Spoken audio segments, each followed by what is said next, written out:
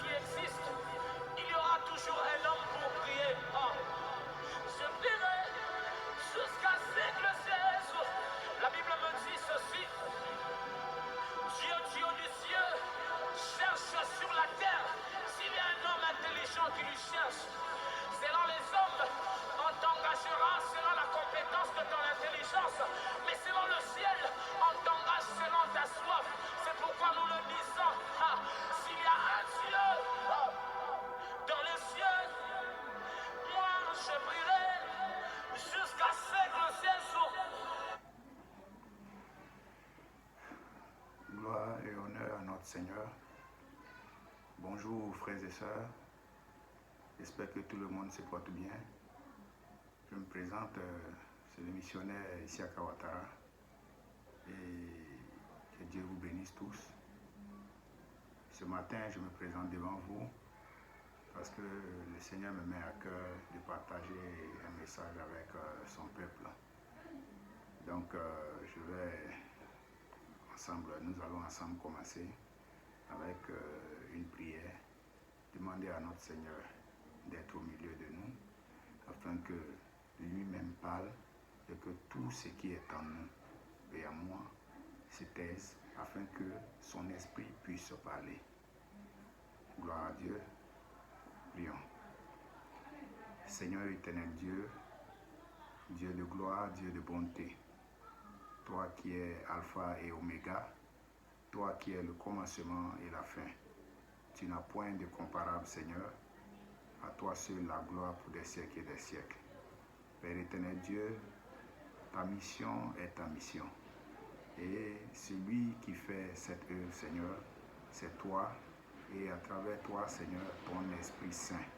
Seigneur, je viens te confier toutes choses, afin que, Seigneur, au lieu que ce soit moi qui parle, Seigneur, que ce soit ton Esprit qui parle en moi.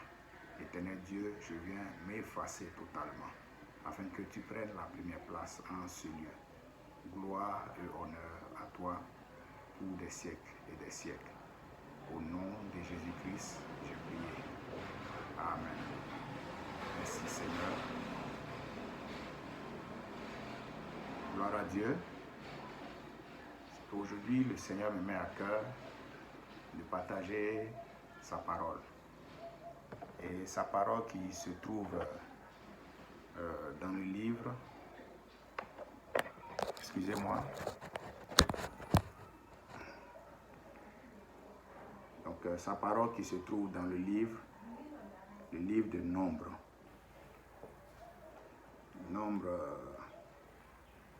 donc nous prenons nos Bibles, voilà, dans le livre de Nombre, et Nombre chapitre 22. Et une autre partie du verset se trouve dans le chapitre 23. Nous lisons.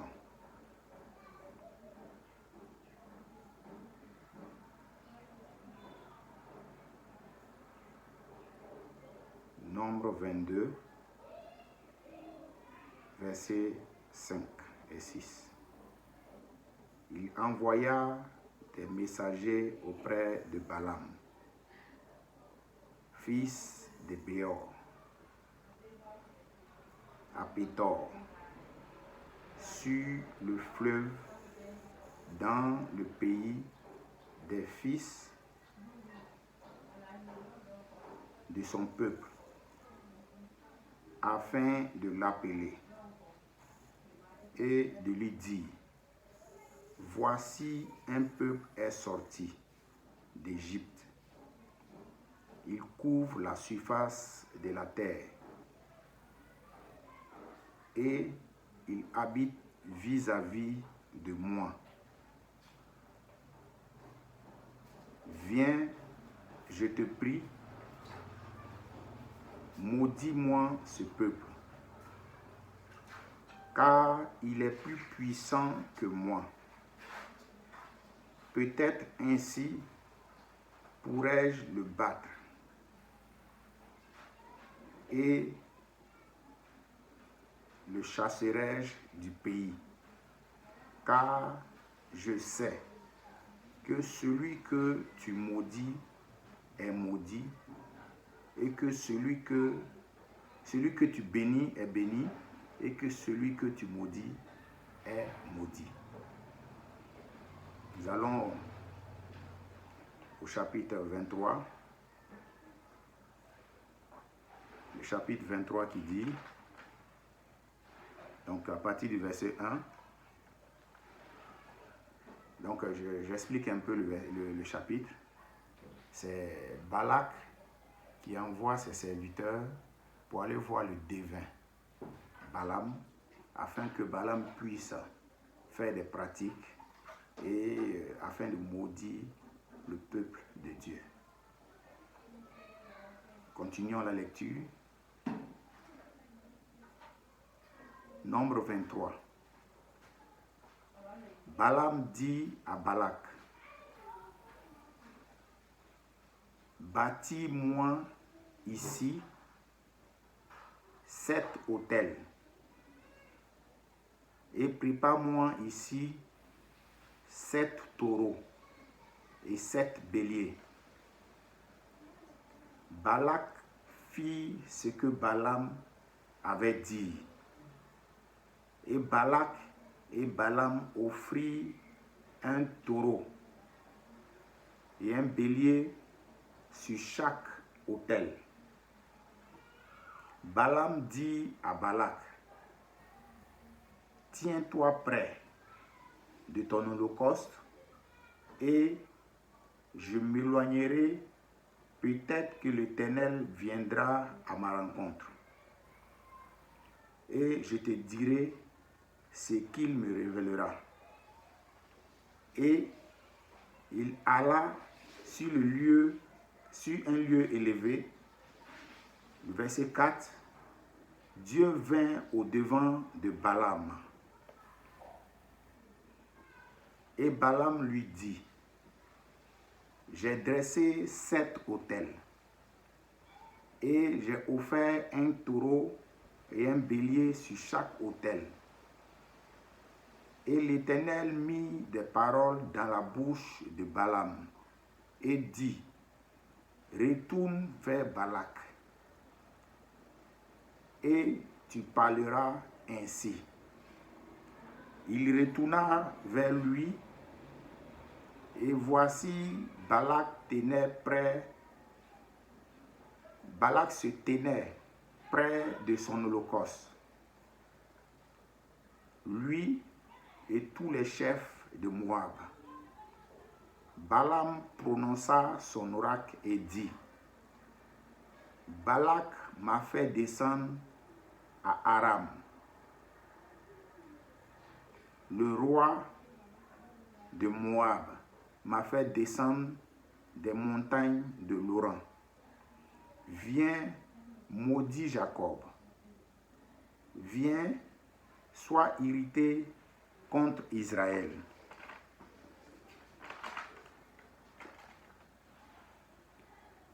Verset 8.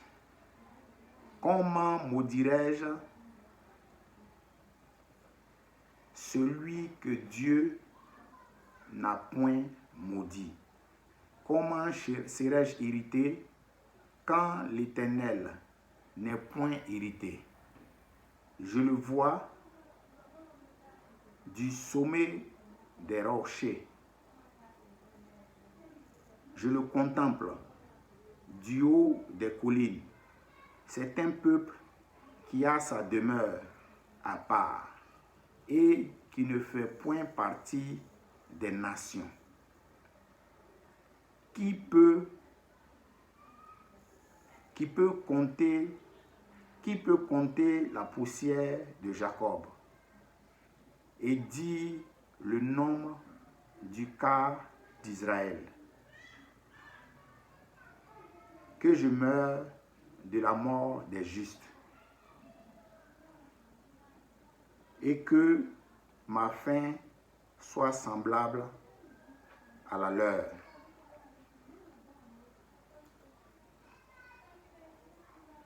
Le verset 11 pour finir.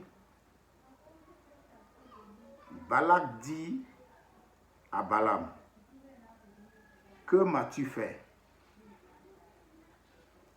Je t'ai pris pour maudire mon ennemi. Et voici, tu le bénis. Amen. Voici les versets que nous venons de lire et nous rendons gloire à Dieu pour ces versets-là. Donc, Balaam est un devin, pour certains qui disent un prophète. Mais la Bible dit clairement dans le chapitre 24 où c'est bien dit, Balaam est un devin. Et même dans le chapitre 22, il est bien dit le devin Balaam. Donc Balak envoie ces éléments vers le devin Balaam afin que le devin puisse faire des pratiques contre ses ennemis. Et nous voyons ici que Balaam demande à ce que des autels puissent être établis. Il demande, dans le chapitre 23 au verset 1, Balaam demande à Balak de bâtir des autels. Bâtir des autels. Et ici, on a envie de se demander quel est le rôle qu'un autel puisse jouer sur un peuple, sur une nation. Ici, on parle d'autel, A-U-T-E-L.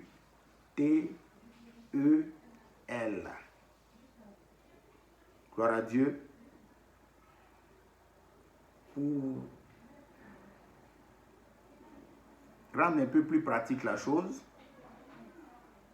dans notre monde, dans nos villes, il y a certains monuments, il y a certaines places, certains stèles qui ont été établis, bâtis, qui représentent des autels. Donc ici, il faut rappeler que plusieurs sacrifices ont été répétés par Balaam. Mais de tout cela, rien n'a marché.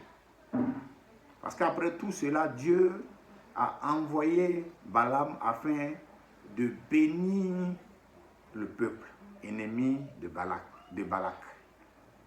Amen. Donc, les autels là ont un rôle très significatif sur les peuples et les territoires. Donc, auparavant, quand l'on veut dominer sur un peuple, les ennemis bâtissaient des autels partout dans des lieux stratégiques dans les grandes villes afin de pouvoir faire des incantations dans un hôtel, on va dire siège quelque part, qu'ils utilisent et faire des incantations et qui pourront jouer sur les comportements des populations et des jeunes dans les différentes villes ou les différents pays où les hôtels ont été bâtis par des pratiques occultes. Donc, ces hôtels-là aussi permettent, après l'influence là, permettent d'empêcher. Donc, on peut utiliser ces hôtels-là pour faire des pratiques afin d'empêcher un peuple d'évoluer. On peut utiliser ces hôtels-là aussi afin de maudire un peuple. On peut utiliser ces hôtels-là aussi afin de faire du mal à ces populations-là qui sont dans les différents territoires. Donc, voici un peu le rôle des autels. Et Balak demande à Balaam de maudire le peuple. Et ici, nous remarquons très bien que cette situation-là est un peu représentative. Une situation qui est représentative à la situation de notre continent africain. Représentative dans le sens où, quand les colonisateurs venaient s'installer sur notre territoire, ils ont utilisé en quelque sorte cette connaissance-là et cette pratique qui est expliquée dans l'Ancien Testament, qui ont été utilisées en faisant des pratiques occultes, afin de dominer et afin de manipuler, afin de pour maudire un peuple. Et Dieu nous dit ici que ces versets-là sont très importants pour nous. Importants pour nous dans quel sens? Parce que nous remarquons qu'à n'importe quel moment où les peuples africains veulent sortir de cet esclavage dans lequel les Africains ont été mis, dans laquelle les Africains ont été enfermés, à tout moment, il y a des individus sur nos territoires, manifestement, qui sont contre les fils des peuples qui veulent renverser la situation à la faveur des enfants africains. Donc, ici, Dieu vient nous montrer quelque chose. Donc, Balaam a utilisé plusieurs pratiques. Balaam a utilisé plusieurs pratiques après avoir bâti les autels. Mais rien de ces différentes pratiques-là n'a donné résultat. Rien de ces différentes pratiques-là n'a donné résultat. Parce que Dieu lui-même n'a pas maudit ce peuple. Dieu lui-même n'a pas maudit ce peuple. Et nous remarquons ici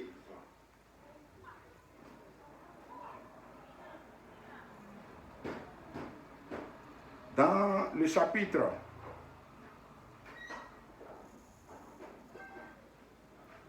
23,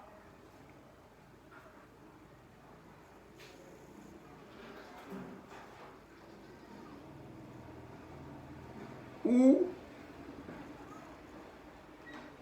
Balaam dit à Balak, lève-toi, au verset 18, donc chapitre 23, verset 18,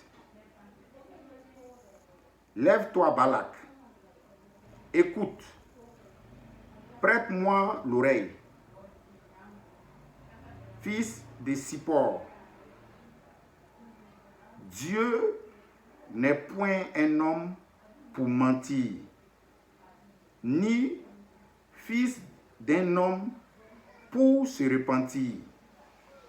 Ce qu'il a dit ne se fera-t-il pas? Ce qu'il a déclaré ne l'exécutera-t-il pas?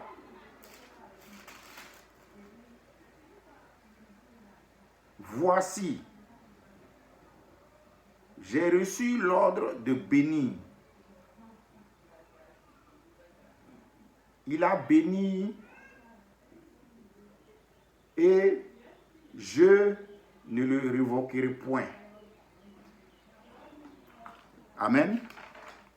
Donc nous voyons ici que quel que soit tout ce que Balaam met en pratique ici, rien de tout cela,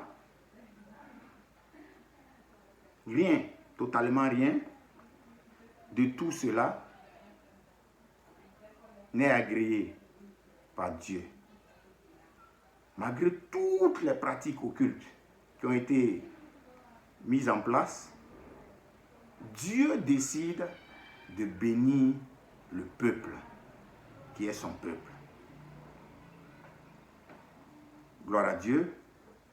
Et Dieu ici vient nous dire clairement que au moment où lui, il décide de bénir un peuple, au moment où sa main se lève pour gérer la situation d'un peuple, au moment où lui et lui-même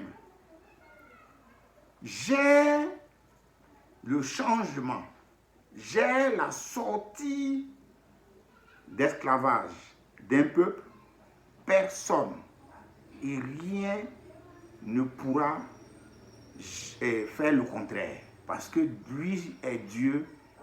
Parce que la Bible dit, dans le premier verset, au commencement, Dieu créa le ciel et la terre. Donc celui qui créa le ciel et la terre est le suprême. Et rien ne peut, quand lui dit c'est ainsi et quand lui dit non. Gloire à Dieu. Donc ces hôtels-là, établis dans des lieux stratégiques, afin de pouvoir jouer un rôle de domination. Rôle de domination. Rôle de domination. Dieu veut nous enseigner ici, frères et sœurs africains, frères et sœurs burkinabés, frères et sœurs maliens, frères et sœurs nigériens, frères et sœurs congolais et congolaises, frères et sœurs centrafricains et centrafricaines. Dieu veut nous enseigner quelque chose. Et pendant que je parle, Dieu me montre une situation claire. Dieu me montre une situation claire.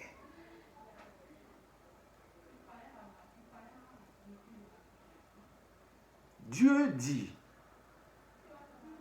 que l'Afrique a été dominée par cette même pratique-là.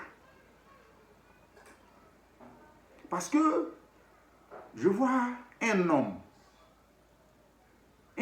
qui a été capturé par le colonisateur, envoyé vers le Gabon.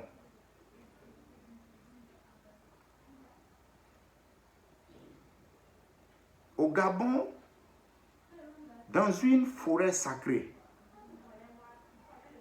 ce monsieur a été assassiné et son sang a été utilisé pour des pratiques occultes. Parce que c'est le sang de Samori Touré. Samori Touré, ayant pris une domination sur une grande partie du territoire africain, a été capturé par les Français.